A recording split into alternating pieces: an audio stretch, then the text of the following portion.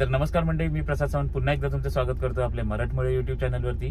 तर मंडळी, आज आहे 31 जानेवारी 2025 आणि आम्ही आता निघालो आहे माझ्या गावी जाण्यासाठी, म्हणजे कणकवली येथे।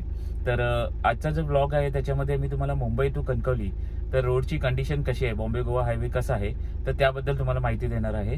फार जास्त म्हणजे मी डिटेल ब्लॉग करणार नाहीये, फक्त रोडची कंडिशन देण्यासाठी हा मी ब्लॉग करतोय। आणि आज आपण जात आहोत कारने, माझ्यासोबत आई वडील असणार आहेत, त्याच्यामुळे मी फार जास्त ब्लॉग करणार नाहीये। तर चला जर्नीला स्टार्ट करूया आता। तर मंडळी, आता आपल्या प्रवासाला सुरुवात झाली आहे। सर्वप्रथम मी तुम्हाला सांगू इच्छितो की आपला जो मुंबई गोवा हायवे म्हणजे NH66 नॅशनल हायवे नंबर 66 हा सुरुवात होते पळसपे फाट्यापासून।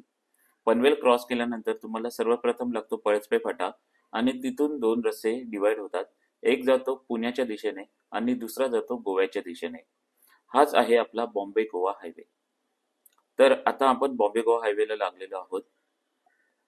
तर सर्वात प्रथम आपण पाहूया पळसपे ते पाली फाट्यापर्यंतचा रस्ता कसा आहे ते। तुम्ही जर गुगल मॅपवर सर्च केलं तर तुम्हाला पाली फाट्यापर्यंत जाण्यासाठी दोन रस्ते गुगल मॅप दाखवेल। एक जो आहे तो जुन्या मुंबई पुणे हायवेने जाऊन तुम्ही खोपोली मार्गे पाली येथे येऊ शकता, किंवा मग डायरेक्टली आपल्या बॉम्बे गोवा हायवेने तुम्ही पाली येथे येऊ शकता। माझं सजेशन ऐकाल तर आता आपल्याला मुंबई पुणे हायवे घेण्याची काही गरज नाहीये। पळसपे फाट्यापासून वडखळ नाक्यापर्यंतचा रस्ता जो आहे तो कम्प्लिटली पूर्ण झालेला आहे आणि 4 लेनचा हायवे आहे, जिथे तुम्हाला कोणत्याही प्रकारचं ट्रॅफिक वगैरे लागत नाही आणि तुम्ही आरामात हे डिस्टन्स पळसपे फाटा ते पाली फाट्यापर्यंतचं डिस्टन्स जे आहे ते तुम्ही 1 ते सव्वा तासामध्ये कंप्लीट करू शकता। तुम्ही वडखळ क्रॉस केल्यानंतर तुम्हाला गडब या गावापर्यंत 4 लेनचा हायवे कंटिन्यूस लागतो, जो की आहे 3 ते 4 किलोमीटर वडखळ फाट्यापासून। गडब या गावाच्या इथे तुम्हाला थोडंसं ट्रॅफिक लागतं, कारण की तिथे फ्लायओव्हर बांधण्याचं काम चालू आहे। गडब गाव क्रॉस केलं की त्यानंतर तुम्ही आमटेम या गावाजवळ पोहोचता। आमटेम या गावाजवळ सुद्धा तुम्हाला थोडंसं ट्रॅफिक लागतं, कारण की सिंगल लाईन हायवे होतो। तिथून पाली फाट्यापर्यंत तुम्हाला 1-2 ठिकाणी सिंगल लाईन हायवे लागतात, त्यापेक्षा जास्त तुम्हाला सिंगल लाईन हायवे कुठेही लागत नाही आणि तुम्ही आरामात मुंबई पासून पाली फाट्यापर्यंत 2.5 तासामध्ये पोहोचू शकता। मला एक्झॅक्टली 2 तास 45 मिनिटं लागली पाली फाट्याला पोहोचेपर्यंत। सो फ्रेंड्स, आपण आता पोहोचलो आहोत बॉम्बे गोवा हायवेच्या 100 किलोमीटर म्हणजे ऑलमोस्ट 108 किलोमीटर डिस्टन्स जे आहे ते आपण कव्हर केलं आहे। हा माझ्या पाठीमागे जो दिसतोय तो आहे बॉम्बे गोवा हायवे। अँड आपण लास्ट टाईम जेव्हा बाईक राईडला आलेलो त्यावेळेला थांबलेलो त्या सेम रेस्टॉरंटवरती आम्ही नाश्ता करण्यासाठी थांबलो आहे। सो इथे नाश्ता करून आता पुढच्या जर्नीला स्टार्ट करणार आहे। इथपर्यंत यायला ऑलमोस्ट 2 तास 45 मिनटं लागली आहेत आज। अँड आपल्या गाडीच्या आजूबाजूला बघा भुंगा फिरतो एक, हा बघा आजूबाजूला ना भुंगा फिरत होता, त्यामुळे मी गाडीमध्ये बसून आता शूट करतोय। ॲक्च्युली इथे येण्यासाठी आपल्याला जवळपास 2 तास 45 मिनटं लागली आहेत। 108 किलोमीटर आत्तापर्यंत कव्हर केलेत आणि इथून अजून ऑलमोस्ट 350 किलोमीटर आपलं गाव जे आहे ते बाकी आहे कणकवलीपर्यंत। सो चला पुढच्या जर्नीला स्टार्ट करूया। मी बाकी काही दाखवत नाही आहे आज, प्युअरली मी यामध्ये तुम्हाला रस्ताच दाखवणार आहे। रस्त्याची काय कंडिशन आहे, किती चांगलं आहे, किती खराब आहे, कुठे खराब आहे हेच दाखवणार आहे। चला मग स्टार्ट करूया। पाली फाटा क्रॉस केला आणि आम्ही आमचं नाश्ता उरकून घेतला। नाश्ता उरकल्यानंतर आम्ही आमच्या पुढच्या जर्नीला स्टार्ट केली आहे। आता पाली फाट्यानंतरचा रस्ता थेट कशेडी घाटापर्यंत कसा आहे ते आपण जाणून घेऊया। पाली फाटा क्रॉस केल्यानंतर बरेचसे आपल्याला मोठी शहरं लागतात, ज्यामध्ये येतं नागोठणे, इंदापूर, माणगाव अशी काहीशी शहरं। तर तिथे सर्वप्रथम तुम्हाला ट्रॅफिक लागेल थोडंफार, ते म्हणजे खांब या ठिकाणी। खांब या ठिकाणी सुद्धा फ्लायओव्हरचं काम चालू आहे। खांब येथून तुम्ही बायपास झालात की त्यानंतर मध्ये 1-2 ठिकाणी छोटी मोठी कामं चालू आहेत रस्त्याची, ज्या ठिकाणी हायवे जो आहे तो सिंगल लेनचा होतो आणि तिथे तुम्हाला थोडंसं ट्रॅफिक लागतं। त्यानंतर इंदापूर येथे तुम्हाला ट्रॅफिक लागेल, कारण की इंदापूरला बायपास करण्यात आला आहे, त्यामुळे जुना जो हायवे आहे तो अजूनही सिंगल लेनचा आहे, जो सिटीमधनं जातो। इंदापूर क्रॉस केल्यानंतर थेट माणगावपर्यंत कुठेही ट्रॅफिक लागत नाही, कुठेही सिंगल लेन हायवे नाहीये। पण जसे तुम्ही माणगावला पोहोचता, सगळ्यात जास्त ट्रॅफिक मला माणगाव येथेच लागलं। माणगावचा जो डेपो आहे तिथे अजूनही रस्त्याचं काम केलं नाहीये, कारण की असं म्हणतात की माणगाव सुद्धा मेन हायवे पासून बायपास करण्यात येणार आहे। त्यामुळे तुम्हाला इथे कोणत्याही प्रकारचं काम चालू दिसत नाही आणि हायवे जो आहे तो सिंगल लेन हायवे आहे. माणगाव क्रॉस केलं की तुम्हाला पुढे 2-3 ठिकाणीच तुम्हाला ट्रॅफिक लागेल. त्यातलं एक म्हणजे लोणेरे आणि दुसरं आहे टेंपाळे. लोणेरे आणि टेंपाळे येथे सुद्धा फ्लायओव्हरचं काम चालू आहे. त्यामुळे तिथे तुम्हाला थोडंफार ट्रॅफिक लागण्याचे चान्सेस आहेत आणि फ्लायओव्हरचं काम चालू असल्यामुळे तिथे स्पीड ब्रेकर सुद्धा टाकले आहेत आणि रस्त्याची कामं चालू असल्यामुळे रस्ता सुद्धा बऱ्यापैकी खराब आहे. त्यामुळे इथे अक्षरशः तुम्ही 10 आणि 20च्या स्पीडला गाडी चालवता. आणि फक्त इथेच नाही, जिथे जिथे तुम्हाला मी आधी सांगितलं की फ्लायओव्हरची कामं चालू आहेत, त्या ठिकाणी तुम्हाला अक्षरशः 10 आणि 20च्या स्पीडने गाडी चालवावी लागते. कारण की रस्त्याची कामं जरी बाकी पूर्ण झालेली असली, तरी जिथे फ्लायओव्हरची कामं चालू आहेत, तिथे अजूनही रस्ता खराब आहे आणि ठिकठिकाणी स्पीड ब्रेकर घालण्यात आले आहेत. तर त्यामुळे टेंपाळेपर्यंत तुम्हाला असे फ्लायओव्हर आणि स्पीड ब्रेकर्स बघायला भेटतील. एकदा का तुम्ही टेंपाळे हे गाव क्रॉस केलं, की त्यानंतर कंटिन्युअस अक्षरशः तुम्ही कशेडी घाटापर्यंत पोहोचेपर्यंत 4 लेनचा हायवे पूर्ण झालेला आहे. आणि महाडच्या इथला हायवे बघून असं वाटतं, की आपण कुठल्या तरी वेगळ्याच हायवेवरती आलो आहोत. हा बॉम्बे गोवा हायवे आहे असं वाटतच नाही. मुंबई पुणे एक्सप्रेस हायवे प्रमाणे कम्प्लिटली कॉन्क्रीटचा रस्ता आहे. शिवाय कंटिन्युअस फ्लायओव्हर असल्यामुळे शहरामधलं कोणत्याही प्रकारचं ट्रॅफिक तुम्हाला हायवेवरती बघायला मिळत नाही. त्यामुळे कंटिन्युअस तुम्ही 70 ते 80 किलोमीटर प्रति तासाचा वेग इथे कॅरी करू शकता. तो अगदी तुम्ही पोलादपूरला कशेडी घाटाच्या सुरुवातीपर्यंत पोहोचेपर्यंत. पोलादपूरला जो महाबळेश्वरला जाणारा रस्ता आहे, तो सुद्धा मुख्य हायवे पासून वेगळा करण्यात आला आहे. त्यामुळे तिथे सुद्धा तुम्हाला कोणत्याही प्रकारचं ट्रॅफिक मिळत नाही. आता पाहूया आपला पुढचा टप्पा, तो म्हणजे कशेडी घाट थेट चिपळूणपर्यंत. घाटाची सुरुवात अत्यंत आरामदायी रोडने होते. परंतु जसं तुम्ही घाट थोडासा चढून जाता, त्यानंतर तुम्हाला एक छोटासा पॅच लागतो, जिथे सिंगल लेन हायवे आहे. त्याचं रिझन म्हणजे एका बाजूला ब्रिजचं काम चालू आहे आणि कामाची प्रगती पाहता हे काम लवकरच पूर्ण होईल आणि अजून 2 महिन्यांनी तुम्ही या रस्त्यावर याल, तेव्हा तुम्हाला हे काम पूर्ण झालेलं दिसेल. तो पॅच क्रॉस झाल्यानंतर तर थोडंसं पुढे गेल्यावर तुम्हाला अजून एक पॅच लागतो, जिथे तुम्हाला सिंगल लेन हायवे लागेल. त्याचं कारण म्हणजे पुढे आहे आपला कशेडीचा बोगदा. हा जो पॅच आहे हा थोडासा मोठा आहे. जवळपास 700 ते 800 मीटरचा हा पॅच मला वाटला. हा पॅच क्रॉस केल्यानंतर कशेडीचा बोगदा लागतो. या बोगद्याचं अजूनही काम चालू आहे. त्यामुळे एकेरी वाहतुकीसाठी हा बोगदा ओपन आहे. म्हणजे एकाच बोगद्यामधून जाणारी आणि येणारी दोन्ही वाहने क्रॉस होतात. बोगद्यामध्ये कोणत्याही प्रकारचे अपघात टाळण्यासाठी डिवायडर्स घालण्यात आले आहेत. आणि नवीन बोगद्याचं काम पाहता मला वाटतं की पुढच्या गणपतीपर्यंत हा बोगदा सुद्धा पूर्ण होईल आणि आपल्याला जाण्या येण्यासाठी स्वतंत्र बोगदे तयार असतील. बोगदा क्रॉस केल्यानंतर थोडा वेळ तुम्हाला तोच सिंगल लेन हायवे कॅरी करावा लागतो आणि पुढे जाऊन पुन्हा आपण 4 लेनच्या हायवेला मिळतो. बोगदा क्रॉस केल्यानंतर पुढच्या 3 किलोमीटरमध्ये तुम्ही कशेडी घाट पूर्णपणे क्रॉस केलेला असतो आणि तिथून खेड जे आहे ते 25 ते 30 किलोमीटरच्या डिस्टन्सवरती राहतं. पुढे खेडपर्यंत तुम्हाला सरळसोट हायवे आहे आणि 4 लेनचा हायवे आहे. तोही कॉन्क्रीटमध्ये बनवलेला. त्यामुळे थोडं स्पीडमध्ये नियंत्रण ठेवा. कारण की रस्ता जो आहे थोडासा अनइव्हन वर-खाली बांधलेला आहे. त्यामुळे गाड्या जम्प करण्याचे चान्सेस आहेत.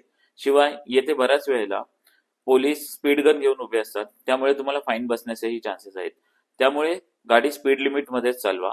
कारण की ओपन हायवे बघून बऱ्याच वेळेला आपण गाडी जोरात पळवण्याचा प्रयत्न करतो. तर पुढे खेड. खेड येथे आलात तर खेडच्या इथे सुद्धा ब्रिजचं काम चालू आहे. त्यामुळे जवळपास 200-300 मीटरचा जो पॅच आहे तिथे थोडंसं ट्रॅफिक होतं. गर्दीच्या वेळेला म्हणजे तुम्ही सीझनच्या वेळेला जर आलात तर इथे खूप जास्त ट्रॅफिक होतं. पण या ब्रिजचं सुद्धा काम आता पूर्णत्वास होत आलं आहे. त्यामुळे पुढच्या 6 महिन्यामध्ये हा ब्रिज सुद्धा वाहतुकीसाठी खुला होईल असं दिसून येतं.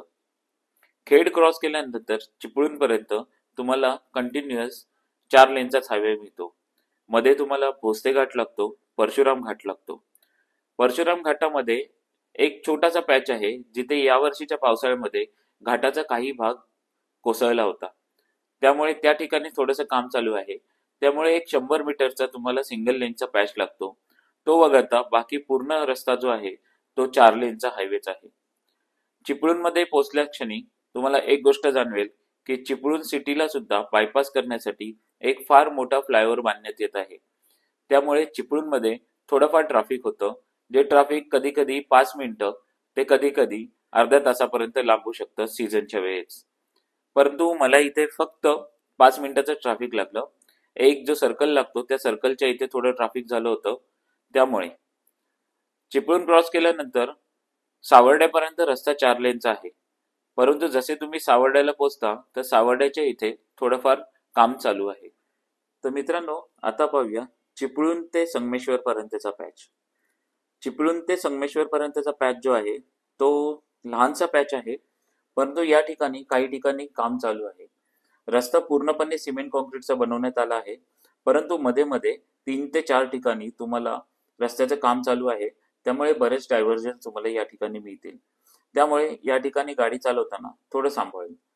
चिपळूण पासून सावर्डे पर्यंतचा रस्ता 4 लेनचा आहे, पण सावर्डे ते संगमेश्वर पर्यंतचा रस्ता आहे ना, तो मध्ये मध्ये सिंगल लेन हायवे होतो, तर मध्येच डायव्हर्जन येतात. तर त्यामुळे इथे थोडी जपूनच गाडी चालवा.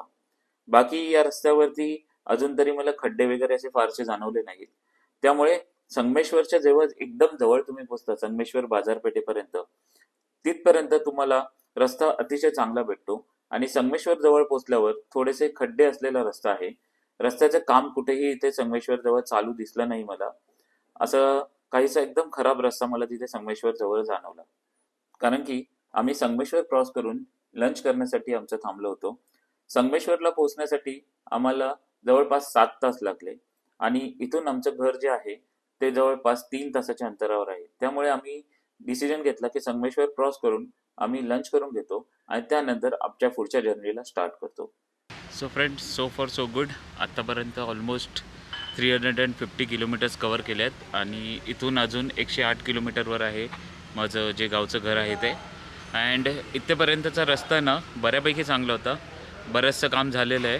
बट संगमेश्वरनंतर बऱ्याच ठिकाणी पॅचवर्क भरपूर केलेलं आहे. त्याशिवाय काही ठिकाणी तुम्हाला सिमेंट कॉन्क्रीटचा रस्ता भेटेल, तर काही ठिकाणी डायरेक्टली तुम्हाला खडबडीत रस्ता म्हणजे रस्ताच नाही आहे अशी परिस्थिती आहे. तर पूर्ण डिटेल्स तुम्हाला ब्लॉगमध्ये दिसलेच असतील. सो आता मी इथे एका ठिकाणी जेवायला थांबले. हॉटेलचं नाव आहे हॉटेल रोनित. सो या ठिकाणी आम्ही आता लंच करण्यासाठी थांबलो आहे. आता दुपारचे समथिंग 2:50 झाले. ऑर्डर दिलेली आहेत. तर आता इकडे जेवण उरकू आणि इथून मे बी 2.5 hours लागतील अजून आपल्याला घरी पोचायला. सो या पुढचा रस्ता कसा आहे कणकवलीपर्यंत तर तो मला नक्की सांगतो. अँड ट्राय करेन की 2 ते 3 दिवसाच्या आतमध्येच हा व्हिडिओ मी अपलोड करेन. आणि हां, इथे मी फर्स्ट टाईम थांबलो आहे, सो इथलं जेवण कसं आहे त्याचेसुद्धा तुम्हाला अपडेट देतो. तर त्याला भेटूया जेवण झाल्यानंतर. सो फ्रेंड्स, भरपेट जेवण केलं आता आणि जेवणाची टेस्ट ना थोडी वेगळी होती. मे बी मसाल्यामध्ये काहीतरी, पण चांगली होती. असं नाही म्हणत की खराब होती.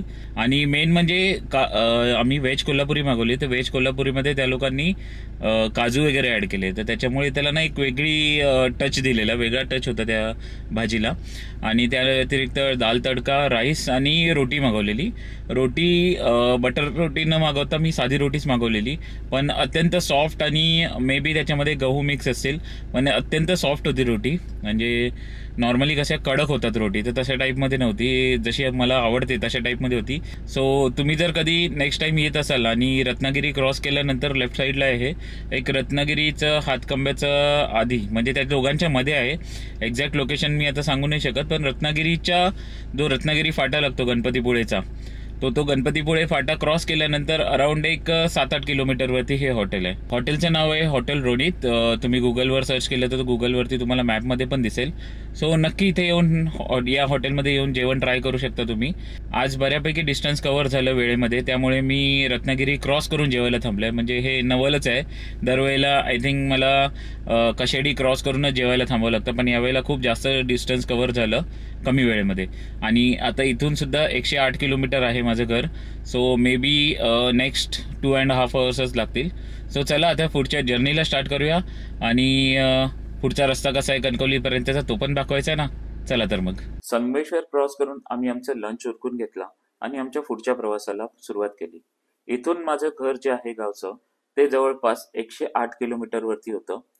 सो मी डिसाईड केलं की पुढचा रस्ता सुद्धा आपण बॉम्बे गोवा रूटनेच जाऊया.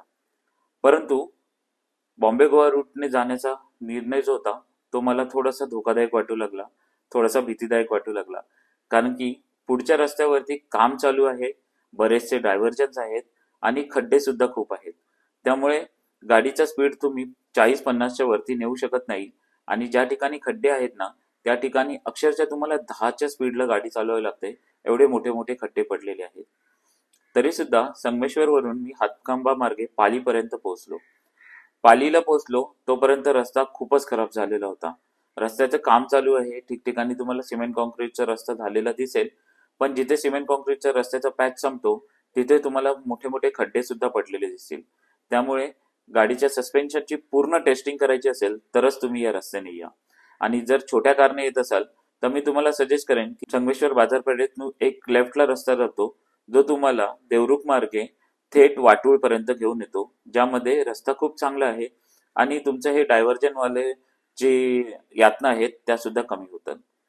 तर मी शेवटी पालीपर्यंत पोहोचलो आणि डिसिजन घेतला की आपण आता डी रूट घेऊया आणि वाटूळ मार्गे जाऊया. पालीवरनं मी एक लेफ्ट घेतला आणि भांबेड मार्गे वाटूळच्या इथे बाहेर पडलो. मध्ये लांजापर्यंत रस्ता खराब आहे, पण लांजाच्या पुढे 4 लेनचा हायवे तयार होतो. तरी सुद्धा मी डिसिजन घेतला की अजून थोडा रस्ता खड्ड्यातनं जाण्यापेक्षा आपण चांगल्या रस्त्याने जाऊया. हा जो आतमधला रस्ता आहे भांबेड मार्गे तो खूप चांगला रस्ता आहे, सिंगल लेन हायवे आहे, पण रस्त्यावर कोणत्याही प्रकारचे खड्डे वगैरे काहीच नाहीये. पुढे मी या मार्गाने वाटूळ येथे बाहेर पडलो आणि वाटूळला पुन्हा एकदा आपल्या मुंबई गोवा हायवेला जॉईन केलं. वाटूळ ते राजापूर कंटिन्युअस 4 लेनचा हायवे आहे, मध्ये कोणतेही डायव्हर्जन नाहीये किंवा कुठेही रस्त्याचं काम चालू नाहीये. राजापूरला पोहोचलात तर राजापूरचा जो ब्रिज आहे, फ्लायओव्हर बांधण्याचं काम चालू आहे, तिथे फक्त तुम्हाला थोडंसं ट्रॅफिक लागण्याचे चान्सेस आहेत, कारण की फ्लायओव्हरचा एका बाजूचा रस्ता आहे तो चालू आहे, दुसऱ्या बाजूचा रस्त्याचं अजूनही काम चालू आहे. त्यामुळे सध्या तरी इथे थोडं ट्रॅफिक होण्याचे चान्सेस आहेत सीझनच्या टायमाला. राजापूर क्रॉस केल्यानंतर थेट तुम्हाला खारेपाटण, तळे आणि कणकवलीपर्यंत कुठल्याही प्रकारचं डायव्हर्जन किंवा कुठल्याही प्रकारचा खराब रस्ता मिळत नाही. पूर्णपणे 4 लेनचा हायवे जो आहे तो तयार झालेला आहे. त्यामुळे राजापूर ते कणकवली हा पॅच सगळ्यात सोयीस्कर असा पॅच आहे महाडच्या पॅच नंतर. तर या पॅचवर गाडी तुम्ही कंटिन्युअस 70 ते 80 किलोमीटर प्रति तासच्या स्पीडने चालवू शकता. मला कणकवलीला पोहोचायला जवळपास 5 वाजले होते.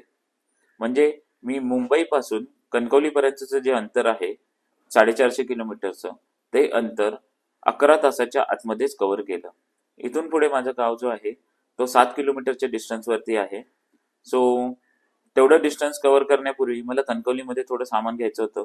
त्यामुळे आता आपण जे आहोत कणकवलीच्या ब्रिजवरनं न जाता कणकवली मार्केटमध्ये घुसलोय आणि कणकवली मार्केटमध्ये मी आता एका ठिकाणी थांबून थोडं सामान वगैरे घेणार आहे. त्यानंतर माझ्या घरी पूर्ण पोहोचणार आहे.